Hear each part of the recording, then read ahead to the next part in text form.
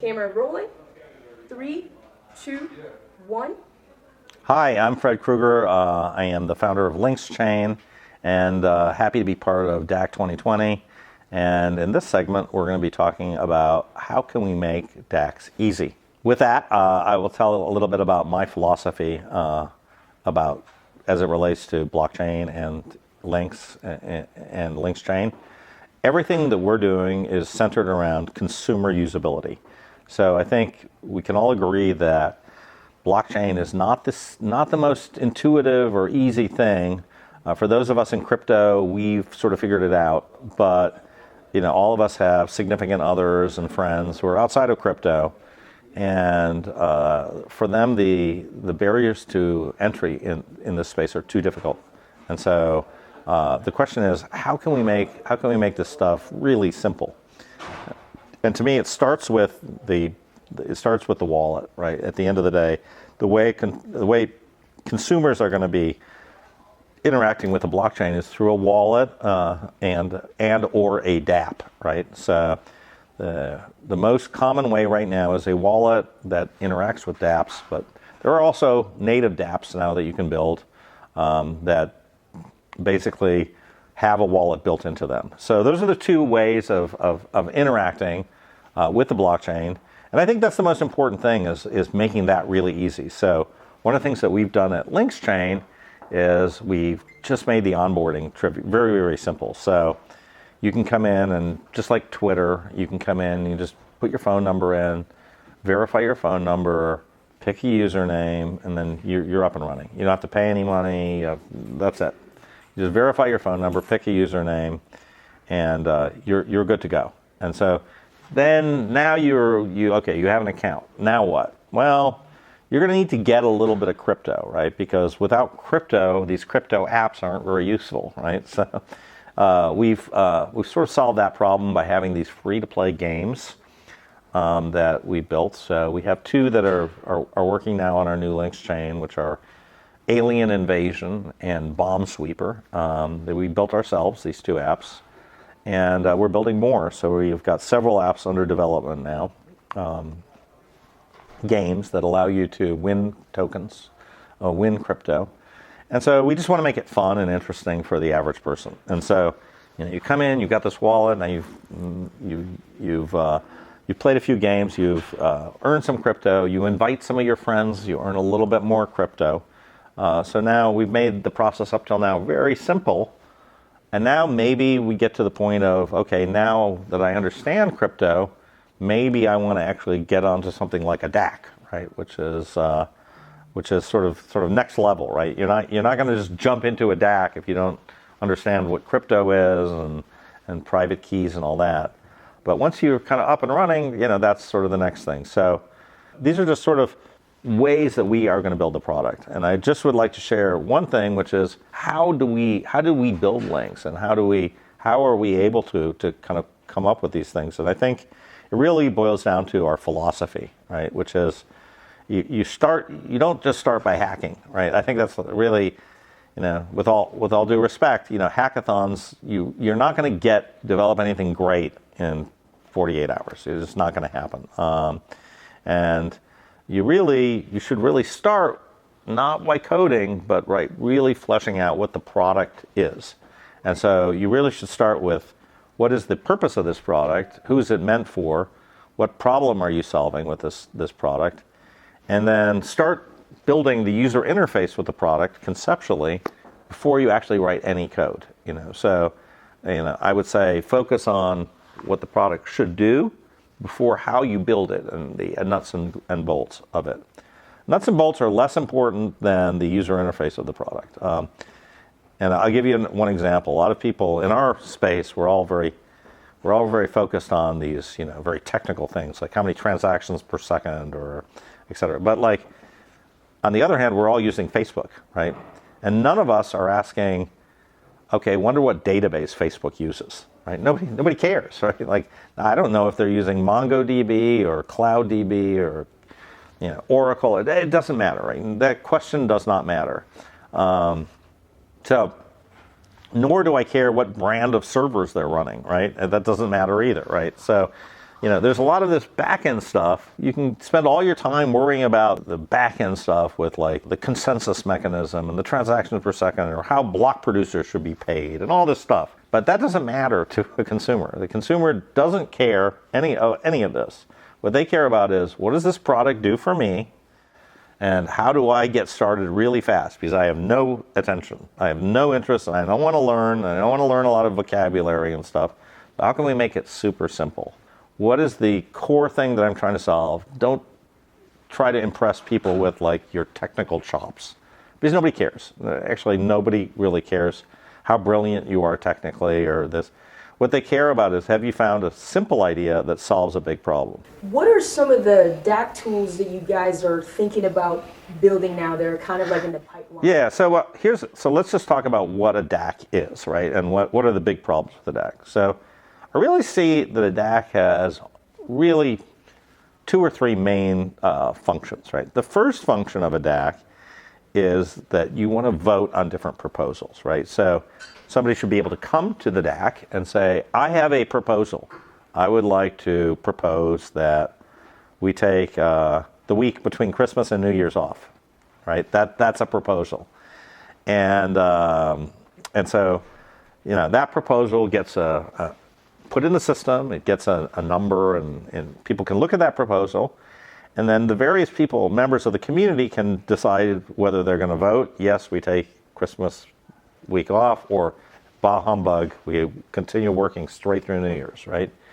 So we're going to have the pro-Christmas guys voting yes. We have the Scrooge McDuff's guys voting no. If people vote enough yes, then it unlocks something, and that could be a multi-sig contract, right, that says, okay, here's a Christmas bonus for everybody, right? So the second thing, so there's a voting mechanism, there's a contract definition, so people are going to be submitting proposals. These proposals get voted on, and if there are enough votes, we get into this authorization of funds, and then the funds can be transferred. That's pretty much the way I see the real value of most DACs. It's a kind of a voting mechanism with a checkbook, which is controlled by Multi-Sig, right? And that's oversimplifying a little bit, but it's not really too much. I mean, that's pretty much all these things want to be. I think from our perspective, we'd like to see everything be free, right? So we'd like to sort of see it like, if you've created an account on Links and you want to create a little community and you want to build a little DAC for your community, and you want to invite 20 people into this community as voters, and you want to have another 5 people who are administrators of the funds, you should be able to do that, right? And then the 20 voters should be able to vote on projects, and then the 5 administrators of the funds should have a multi-sig ability to delegate funds. And then, of course, you have a wallet in there that holds those funds and disperses them out. So I think from our perspective, it fits in really pretty well with like what we built, which is a wallet. Although, our wallet really is not intended. It was not intended to be used in a multi-sig way, and most wallets aren't, right? So Meet.one, TokenPocket, our wallet Links, these are not really built as multi-sig wallets. They have the capability though of being multi-sig, and I've yet to see a really good user interface. And so maybe I'd throw this out as a challenge to the hackathoners: is build a really good user interface for people to do multi-sig, right? Because it's one of these core features of EOSIO that you can do, and it's used quite a bit, at the Kleos level by real, very technical people, and I've used it, right? So I've done multi-sig transactions on EOS, but there really isn't a great kind of user interface right now. So while we're probably not going to build this thing out in January or February, we are now starting to look at multi-sig for Links chain, and we've implemented the core Block 1 library, which allows us to do these kind of multi-sig things in sort of our wallet and the way we handle keys with the keychain. So we're set up that we can do it. Now we have to sort of think about how do we do it in a way that users can actually understand it. And that's a challenge, right? Because if you think about it, multi-sig, right? If there's 3 out of 5 people, okay, so one person signs, then the other people have to sort of know that Fred signed, right? And then somebody said, well, there's a Richard. Well, Richard didn't sign. Well, do you notify everybody that Fred signed and Richard didn't sign? And now it's your turn. And then how do you remind people if they just got lazy or they didn't get the email or they didn't get the text? Notifications. There's a lot. It's a lot more tricky than you would think, right? If everybody's in the same room or on the same Telegram and they're just like, okay, let's all do this multi-sig, that's one thing. But if you have these multi-sigs that happen, over different time zones and over maybe a week, the coordination of all this stuff is important. So I think DACs have somewhat of the same issues, but I think it's how do you build this thing so the user interface works. These things are not rocket science. The hard problem is not the technical side. The hard problem is making these things comprehensible to a normal person, right? So, and I'll give you sort of some anecdotes. So when EOS came out, right, there wasn't any wallets. They just gave you a command line interface. And, Block One thought that was perfectly fine, because they're all developers. So, hey, normal people should be able to use command line interfaces to transfer stuff. That does not work, okay? Right? So, and then it's sort of like, well, normal people should use Chrome plugins. Well, what if I don't have Chrome? There's a whole bunch of people who don't have Chrome, and I guarantee you, a lot of my friends don't know how to use a Chrome plugin. I've never heard of such a thing that is a Chrome plugin. So you can't assume that everybody is kind of as up to date as you technically on all these things. So, I think assuming Chrome plugins, assuming knowledge of the terminal in Mac, which it's not a normal thing. That most people don't go into the command line and type Cleos. This is just not. It's a developer thing. So you have to back off a little bit and really ask yourself, how would a normal person who say likes Instagram, how are they going to use a DAC? Okay, and so I always go back to my 12-year-old son.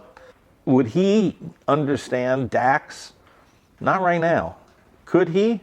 Potentially, yes, right? So I could definitely see him creating a DAC with some of his friends, but it would have to be, a little bit of a game. So we have to figure out how to make it a lot more like Fortnite and a lot less like command line. I'd say making things easy starts by, first of all, simplifying the problem. Don't even worry about the code. Don't worry about the technical, how great it is. Just think about the problem, right? So try to figure out what are the people stuck with? What is the pain point that people are doing, and how can you make that easy for those people? Solve that conceptually without even going into the code or anything. That's phase one. Phase two, start with the design. Start with working on the product in sort of a very much white room, just mapping it out on a board. And really, in my opinion, I would love to see a hackathon just stop there. Just stop at just build out prototypes, just mental thought experiment prototypes. You don't have to code. You shouldn't code unless you are actually knowing exactly what you're coding to. But otherwise, you're just kind of creating random code for no reason. And that's what I would say is I would start from 1,000 feet away and then kind of get closer, as opposed to start bottom up and just start writing code and stuff. More is not better. Less is better. Uber built a enormous $50 billion business with an app that has one button, say, pick me up now, right? Google built a $1 trillion business with a search box that said, enter your search here, right? So you can't get any simpler than those two apps. So simplify it to the maximum, and don't be complicated. I think whatever platform you need, I hope you guys will take a look at links. It'll play the best for consumers. But don't build something too complicated. Build something simple. Build something that people love, and build something that people have some joy in opening and looking at again and again and again, because that's what you want. You want to bring joy to your products. And I'll give you another anecdote. So we started in blockchain. We had this product called WorkCoin, right? And that was our first attempt. And it's funny because I just looked at that code today again. I was looking at it again because I knew I was going to talk to you about this DAC stuff. And so I looked at WorkCoin. I looked back at kind of what we had actually built. And the problem with WorkCoin is when we built it, we didn't have our own blockchain, right? And we had this EOS thing, which wallets cost money, and we had to import wallets. And so we weren't thinking of it as an app within LinksChain. So it became very, very complicated because we didn't have this sort of supporting architecture, right? And actually, WorkCoin is not that complicated when you actually look at it as an app on Links. Not at all, because we already have avatars, we have free accounts, we have all the stuff that Links provides that WorkCoin needed. So we have a new chance to look back at what we did, and we're like, oh, well, we can actually simplify it down from about 30 screens to about 6. And, and so, it's not, and that's good, right? That's a great thing that we were able to get rid of so many screens. And so, we'll probably bring back WorkCoin in 2020, but it will bring it back as Links Jobs. And, Links Jobs is a very sort of simple way to post a job or to post a skill that you have, and then somebody can find your job and then pay you in links. People are stumbling because there's not a good enough architecture, right? And it's just, you can't, and it's also very difficult to drive traffic to your individual app if you're going to build a wallet, and you're going to build your app, and you're going to build, moving this thing to exchanges and all the rest. There's just too many moving pieces. So I think we need to get, the breakthrough has to be, we've got a place where people are coming to, like the App Store was. When the App Store launched in 2008, there was suddenly a place where you could put your app, and you knew that there were people who were going to look at your app, right? So that was good, right? So you had a market already because of the App Store. Now, they did take 30% of your revenue, but it doesn't matter, right? The fact is they gave you all this eyeballs, right?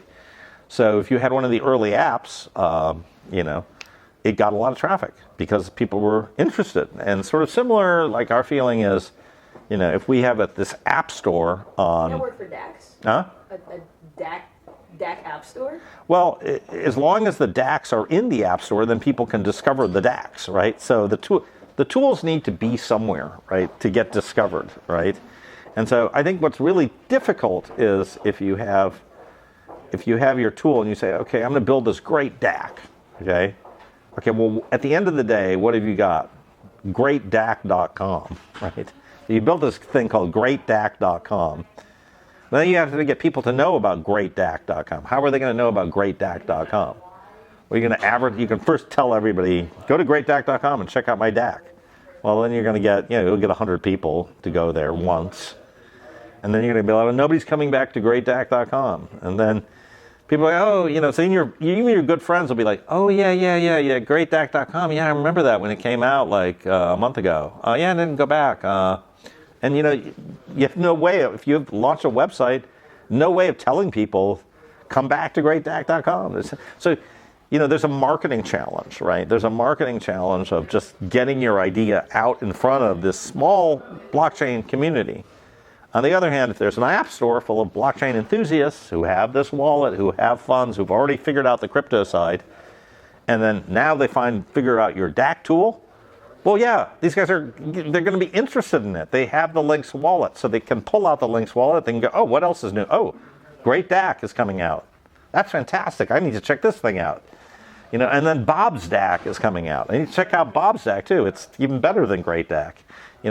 And then, and so I think having this stuff in one place is very important, and then having notifications so that, your great DAC can notify people that, hey, there's been an update. We've updated we've added some new feature to it. We've added proposal qualifiers or something else, or quadratic voting or whatever, right? So, or chat rooms. And so, how are you going to tell people about this stuff if all you're just telling them to go is to go to this website? So it's not going to work if you just go straight on into a brick wall. You're going to hit the brick wall, and the brick wall is going to be fine, and your car is not going to be fine. You will fail. You will just drive yourself right into that brick wall. I don't think that's the right way to go. I encourage you to drive on the road and not into the brick wall. That's my advice. We will have some link stack, okay? And we've actually even mocked all the screens up, and we think it's a good thing to offer people. I think people will appreciate it. I think communities and groups will find it useful. We like our wallet to be a place where groups can find value. If you're doing a Boy Scout troop, right, and you're managing a bunch of Boy Scouts, you have to make certain decisions, right, about where you're going to go on camp out or jamboree or this or that, right? So, this is exactly the kind of thing where a DAC can be very useful, right? Is managing a troop of Boy Scouts. But if you're going to do that, they're going to need a wallet to access this. They're going to need all these other tools that you just probably, if you're a developer, you're taking for granted. But you shouldn't, because they don't exist, right? So, you probably are going to want to have some chat ability. Links is going to be a chat app, because it will never be a chat app. I mean, it's a wallet. But, could we support, chat inside of Links? Yeah, we could, or we could support different apps that use chat. We can support notifications. Those are very important, right?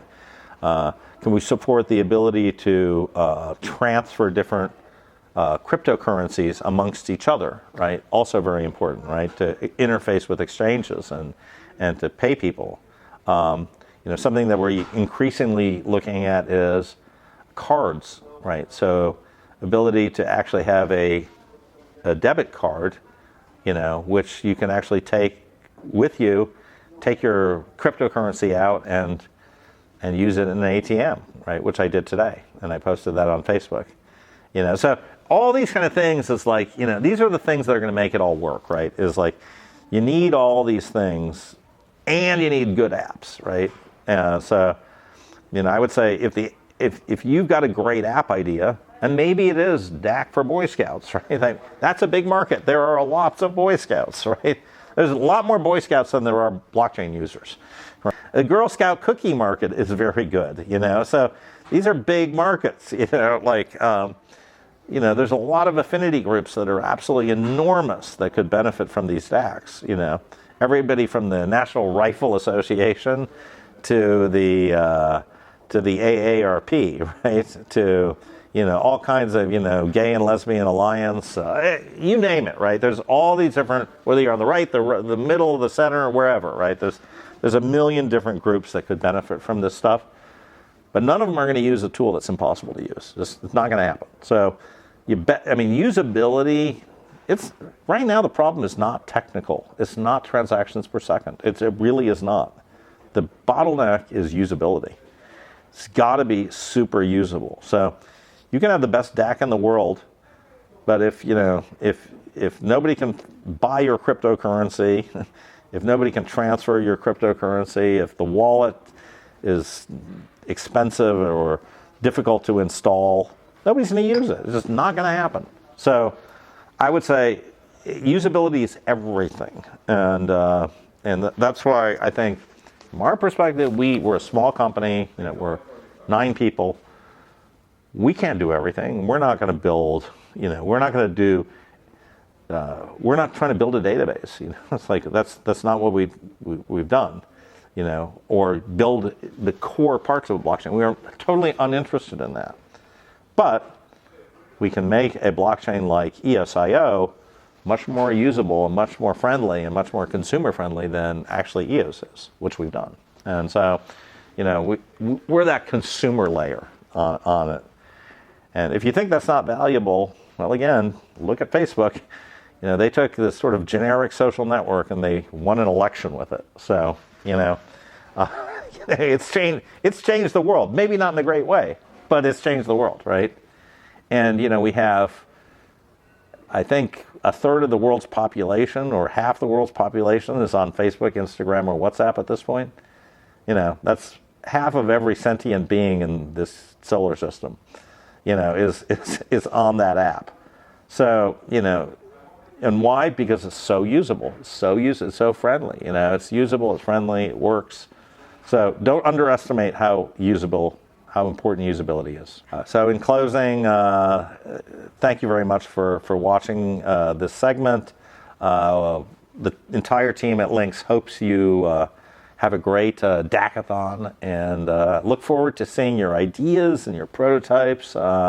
And all of us at Lynx are quite interested in seeing what you guys will come up with.